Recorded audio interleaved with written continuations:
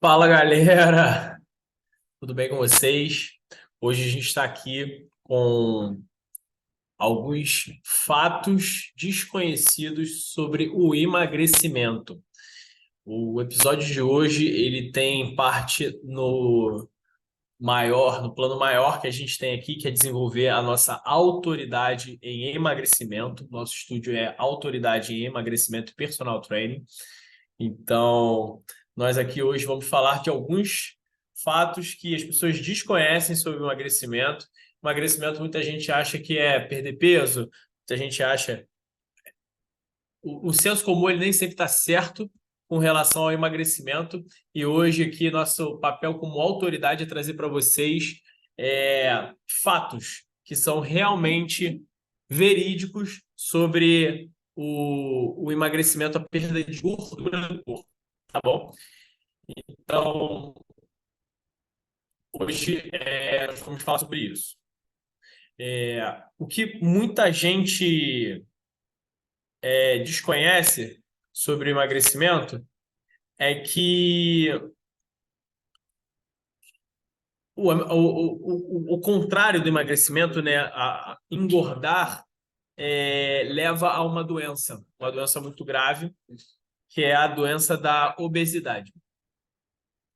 A obesidade ela não se instaura de uma hora para outra. A obesidade ela vem gradualmente, grama por grama, quilo por quilo, até ela se estabelecer no sistema da pessoa. E uma vez obesidade estabelecida, é muito mais complexo de reverter, muito mais difícil de retornar ao estágio saudável novamente, quando comparado ao método profilático, né? Quando a gente consegue controlar o ganho de peso antes da doença acontecer realmente.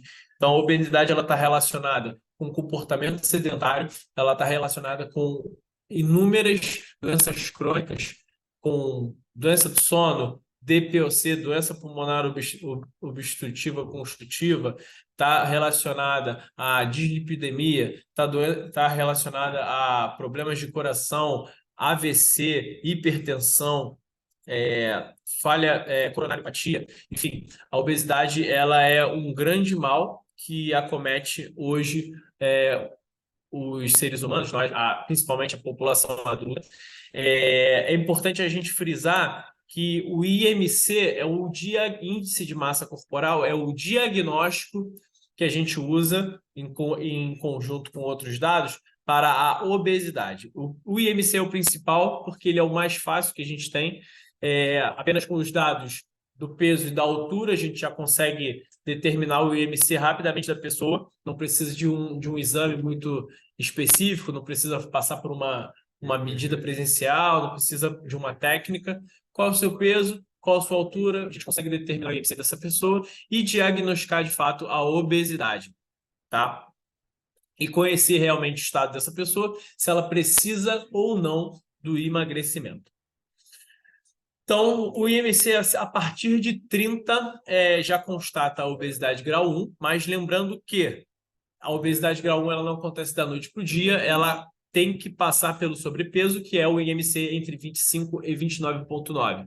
Então, qualquer índice de massa corporal acima de 25 já denota o sobrepeso, que é um red flag ou um alerta aí para o ganho de peso progressivo e possível progressão para uma doença, para a progressão da obesidade, tá bom? A melhor forma de controle da obesidade é realmente o controle dos hábitos, o controle do padrão de movimento, o hábito de exercício dessa pessoa, o controle dos hábitos alimentares e assim a gente consegue controlar o peso, talvez até reverter para o peso normal, o peso eutrófico, né? O estado eutrófico, que é bem do peso natural, né? Beleza. Então, voltando para a obesidade, é uma doença que acomete hoje 57,2% da população adulta. essa população ela já tem o IMC acima de 25, ela está com sobrepeso, e dessa população, 59,9% são homens e 55% das mulheres hoje com mais de 18 anos têm sobrepeso também, têm excesso de peso. Isso é um dado importante. Pessoas com sobrepeso elas tendem a ter menor comportamento de exercício, têm piores comportamentos alimentares, elas rendem menos no trabalho, têm maiores chances de se lesionar, têm maiores chances de desenvolver doenças crônicas, e isso gera um impacto socioeconômico significativo no amplo espectro e no longo prazo. Beleza? É interessante falar também que, pensando no controle do peso, né, trazendo a perspectiva do controle do peso, é possível a gente dizer que o emagrecimento ele vai além da estética. E nós, como personal trainers, é importante a gente entregar resultados compatíveis com a saúde e bem-estar dos nossos alunos. Os nossos alunos, eles geralmente vão chegar na academia, vão chegar no estúdio buscando resultados estéticos, buscando secar, definir, ganhar tônus muscular, enrijecer, mas é importante que o personal ele consiga entender e educar o aluno para o fato de que a prática de exercício físico, a prática dos bons hábitos da educação alimentar, ela vai além dos benefícios estéticos. A gente está entregando, então, saúde, bem-estar para esses alunos, a gente está prevenindo doenças crônicas e salvando aí a vida desse aluno no longo prazo. É importante também a gente entender o que o exercício combate a nível bioquímico no corpo desse aluno. A obesidade ou o sobrepeso, elas implantam um estado inflamatório no corpo do aluno, tanto cerebral quanto hepático.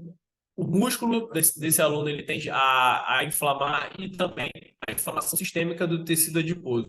O exercício, dada a intensidade correta e o volume correto, ele vai combater esse quadro inflamatório, tendendo a acessar o problema. O exercício, principalmente a musculação, vai também ajudar a regular o apetite e controlar também a percepção de fome desse aluno. Então, ambos, apetite e percepção de fome, tendem a estar desregulados com sobrepeso e obesidade, e o exercício ele tende a reverter esse quadro. Também acontece o ajuste hormonal e enzimático. As enzimas do ciclo de Krebs, as enzimas do sistema oxidativo, os hormônios, insulina, glucagon, glicose sérica, tendem a estar desregulados. O sistema hormonal e enzimático do aluno vão estar em problema quando num quadro de obesidade, e o exercício ele rapidamente, aguda e cronicamente, tende a reverter esse quadro. Muitas vezes o que o aluno chega na academia buscando por uma solução rápida e fácil para o problema dele de sobrepeso, de obesidade, enfim. Ele quer justamente aquilo que ele viu na internet, que ele foi oferecido no e-mail, pela blogueira, que é a solução rápida e fácil, né? É desleal o que é oferecido pela grande mídia, que é caminhe por 30 dias e perca peso sem esforço. Ou faça a dieta do chá, perca 10 quilos em uma semana. É desleal tratar dessa forma o quadro de obesidade, o quadro do sobrepeso, porque a pessoa não ganha peso em um mês, não ganha 10 quilos em um mês, e é impossível também perder de forma natural, de forma saudável e sustentável, esse peso corporal num período tão curto, né? Aí acontece de recorrer a remédios que são ineficazes, recorrer a dietas que são ineficientes e a métodos que não são validados, seguros ou comprovados cientificamente, né? Colocando a própria saúde em risco, investindo dinheiro e perdendo tempo, né? Se frustrando e achando cada vez mais que aquele é um quadro que é natural dela, que ela é assim mesmo, mas que no fundo, realmente o método correto não tem sido aplicado E é esse método que eu quero trazer aqui para você, junto com alguns fatos, ensinando aqui, trazendo algumas informações. O que é o emagrecimento? No fundo, a grande mídia, as pessoas em geral, elas não sabem nem o que é emagrecer, quanto mais entregar o resultado verídico, verdadeiro e sustentável para esse cliente, para esse paciente, para esse aluno, né? Se não sabe o que é a coisa, como pode entregar, não é verdade? Então, emagrecimento, geralmente a pessoa pensa que é secar a gordura do corpo, que é definir os músculos, perder o peso na balança. Perder peso na balança. É impossível repetir número suficiente de vezes que perder peso na balança não significa emagrecer. Passar horas fazendo cardio, suar a camisa durante as atividades. As pessoas acreditam que passar hora no cardio e suar a camisa é que vai estar emagrecendo. Isso não é verdade. Perder peso na balança não significa estar perdendo massa de gordura. Na verdade, emagrecer de verdade, veridicamente, só é possível através da redução da gordura corporal. O corpo tem estoques de gordura. Emagrecer significa reduzir os estoques de gordura. Dessa forma, reduzir a circunferência do abdômen. Aumentar a relação massa magra e massa de gordura. Ou seja, o indivíduo tende a ter mais músculos do que gordura. Se eu mantenho meu peso corporal, tiro gordura e acrescento a mesma quantidade em músculo, se torna um fenômeno de recomposição corporal, eu emagreci. O peso na balança é o mesmo, eu tenho mais músculos, menos gordura, eu emagreci. Por isso, o peso na balança não é uma medida eficiente, eficaz, quando a gente fala de emagrecimento. Só serve para frustrar você, tirar você do caminho do sucesso. O aumento da massa muscular, da massa magra, é importante, significa emagrecer. Porque relativamente eu vou estar com menos gordura, eu vou estar 1% menos, com menor quantidade de massa gorda, então eu vou ter mais massa magra, eu vou ter emagrecido. A administração do sucesso adquirido, administrar o peso corporal, a manutenção ou redução do mesmo, dadas as reduções da gordura corporal, da redução da circunferência do abdômen, aumento da massa magra. Isso é emagrecimento. Esses resultados eles só são factíveis, possíveis, mensuráveis através da avaliação física. A gente vai falar sobre isso. É impossível dizer com 100% de certeza que eu estou emagrecendo apenas com o peso na balança. A gente vai ver formas de identificar o emagrecimento a seguir. Primeiro, fato que poucas pessoas sabem sobre o emagrecimento, fatos desconhecidos sobre o emagrecimento. Essa é a série de Autoridade em Emagrecimento, do Tavares Coach Training Center. A perda de peso nem sempre acontece pela perda de gordura. A primeira fase do emagrecimento, quando o indivíduo entra no programa de treinamento, não acontece perda de gordura, ela sofre um processo desinflamatório. O exercício ele combate os processos inflamatórios, ele produz miocinas relacionadas com que tem um efeito anti-inflamatório e acontece o fenômeno de desinchar. O aluno desincha, perde líquido corporal, desinstala essa inflamação que ele tinha e ele perde peso naturalmente. Então, ele reduz aí, nas primeiras semanas, quantidade de água corporal, o estado inflamatório é cessado ou diminuído, a composição de gordura dele mantém a mesma, a dieta dele vai alterar, a ingesta de sal, por exemplo, vai alterar também, ele vai perder líquidos. O estado de hidratação dele também vai alterar e ele vai perder peso na balança. E a composição da massa magra, muscular e óssea vai ter pequenas alterações ali que vão apontar alterações, mas não é peso de gordura. Outro fato desconhecido: é mais difícil emagrecer ou é se manter magro? E a resposta é muito clara. Existe o efeito sanfona para resolver essa pergunta.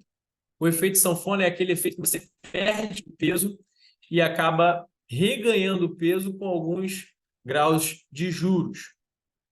Acontece o seguinte, que a perda intencional de peso acontece em maior grau nos primeiros meses de treino, e aí para continuar e manter a perda de peso é muito mais difícil, demanda muito mais dedicação, muito mais ajustes, e aí é um processo trabalhoso e demorado. O aluno ele tende a não manter tanto a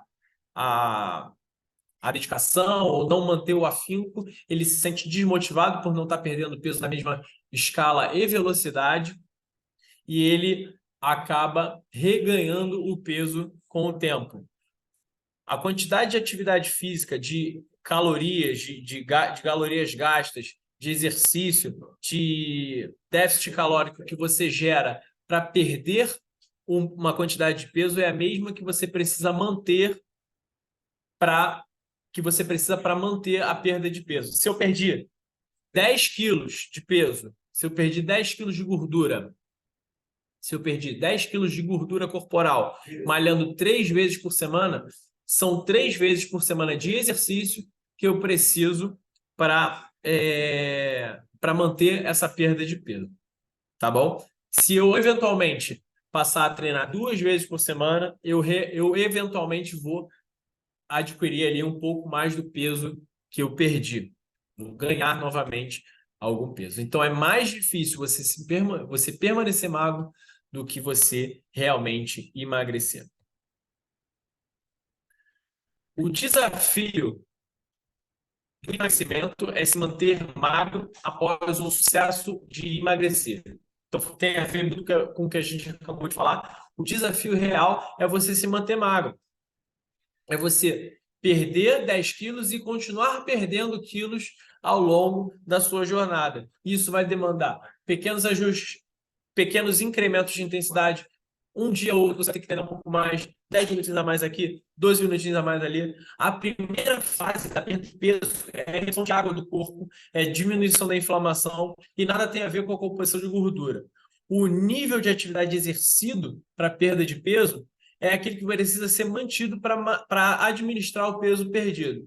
Então, se você quiser continuar perdendo peso, você tem que aumentar ou a intensidade ou o volume de treino, ou o volume e a intensidade gradualmente para você perder e chegar no seu peso ideal.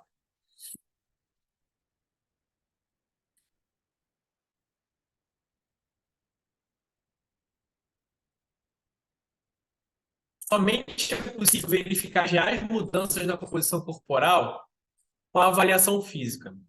Você só vai conseguir entender o quanto você perdeu de peso, você só vai conseguir o quanto você perdeu de gordura, na verdade, né?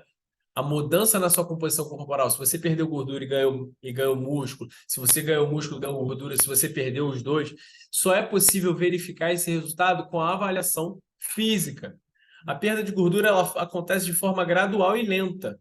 E a detecção ela é muito sensível, ela precisa ser feita com métodos muito sensíveis para a gente entender ali realmente o quanto que está acontecendo. E o mesmo acontece com o ganho de massa. Ele acontece igualmente, de forma igualmente gradual e lenta, muito trabalhoso. Então precisa de uma avaliação minuciosa para a gente entender o que está acontecendo. O progresso do emagrecimento ele pode atingir o platô e parar de acontecer. Essa geralmente é a terceira fase do emagrecimento. A primeira é a perda de líquido, a segunda é a diminuição do percentual de gordura e a terceira é o platô. O platô acontece quando o indivíduo não perde mais gordura. Ele chega num estágio, num patamar, que a oxidação de gordura ela só é administrada e o corpo mantém aquela quantidade absoluta de gordura que o indivíduo tem. E aí ele precisa reverter inverter esse percentual a partir da construção de massa magra.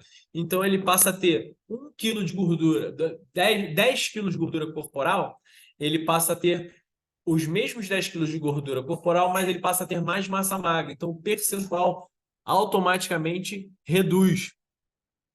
O próximo estágio do emagrecimento, então o terceiro estágio, acontece pelo aumento da massa magra e melhora da composição corporal. É por isso que indivíduos sedentários, por exemplo, têm 20% de músculo, 30% de gordura, por exemplo, chutando.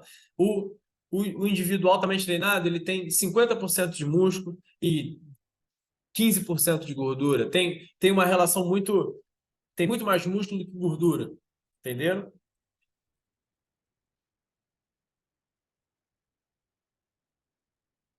É também nessa fase de platô, no terceiro estágio, né, que acontece maior grau de desistência. Por quê?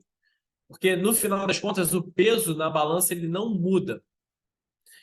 A composição de gordura e as medidas demoram mais para sofrer alterações. O corpo acaba sendo limitado pela quantidade de proteínas que você ingere e os resultados se tornam extremamente lentos e só podem ser vistos e verificados na avaliação física. Então, o terceiro grau do emagrecimento, que é quando acontece o platô e a linearidade ali dos resultados, acaba sendo o gargalo de desistência do aluno. É importante que a gente eduque os alunos, a gente mostre para o aluno que existe essa fase, para que ele entenda que isso é uma fase esperada de que aconteça e que existem estratégias para a gente alterar isso. Evitar que ele saia, né, e continue melhorando a composição corporal dele, ou buscando ainda ali a administração dos resultados obtidos, ou até perdendo mais gordura, né?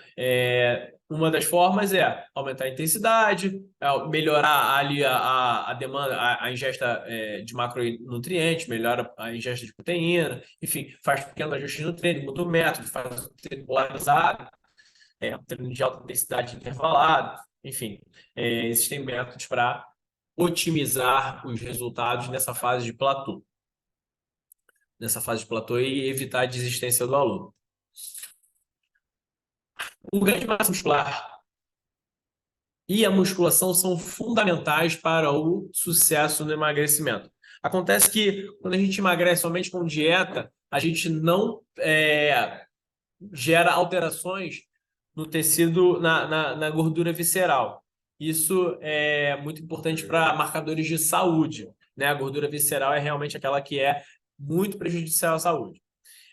Quando a gente treina e quando a gente faz dieta e pratica o treino aeróbico, por exemplo, a gente consegue gerar alterações na gordura visceral, mas a gente não gera, a gente não produz as miocinas, que são naturais da musculação, são naturais da contração muscular tensional, né?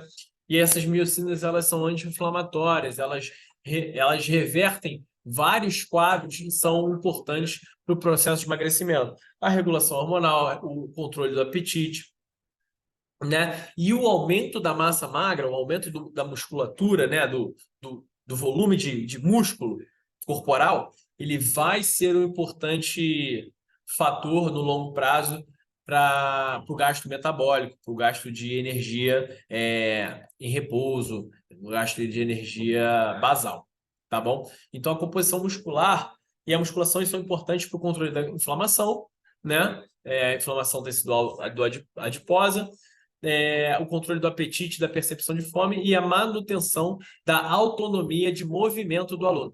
O que é a autonomia de movimento? É o indivíduo ter capacidade de se deslocar, de pegar, transportar objetos, de executar as atividades diárias com vigor e autonomia. Na medida que o indivíduo não é mais capaz de se exercitar ou se movimentar de forma independente, ele se torna menos móvel, ele gasta menos energia ao longo do dia e aí ele tende a estocar mais gordura, tá bom? O emagrecimento sem musculação ele pode não ser sustentável, porque ele não aumenta a massa muscular, ele não promove o aumento da taxa metabólica basal, e por esse motivo o efeito sanfona ele pode acontecer com maior facilidade. Qualquer bobeira que o aluno dá, ou na dieta, ou ele deixa ele de fazer o cardio dele, ele pode reganhar um pouco mais do peso, se desmotivar, faltar segunda-feira e aí já era, início do fim. Então é importante ele ter uma massa muscular para que ele tenha ali uma carta na manga na hora de cometer um pequeno erro, um pequeno deslize. E existem formas eficazes e formas válidas de avaliar, de fazer a avaliação física, de avaliar a perda de gordura do seu corpo, a mudança corporal. A balança não é uma delas, eu estou falando isso desde o início desse seminário. A bioimpedância, as dobras cutâneas, as medidas antropométricas são formas eficazes, validadas de avaliação física, né? Procure seu personal trainer. E outra forma muito interessante também são fotos comparativas. Você usar a mesma roupa, você verificar ali imagens antes e depois, pegar as medidas da roupa, se a cintura tá mais fininha, diminuir a circunferência do abdômen, é um sinal aí de que você está emagrecendo. Então, a gente trouxe aqui 9 fatos, beleza? 9 fatos desconhecidos, 9 dados realmente técnicos, dados relevantes para o emagrecimento. É importante você entender isso, absorver isso e engrenar isso dentro da sua cabeça para que você possa emagrecer com efetividade, para que você tenha resultados reais, factíveis, sustentáveis dentro da sua jornada fitness, da sua jornada em busca da saúde, da sua jornada dentro do emagrecimento. Beleza? Então, meu nome é Luan Tavares, esses foram os fatos desconhecidos sobre o emagrecimento e esse é um seminário do nosso programa de autoridade em emagrecimento. Espero que vocês tenham gostado. Apliquem todos os conhecimentos que a gente trouxe aqui hoje, porque o conhecimento não é nada sem controle. Forte abraço e até lá.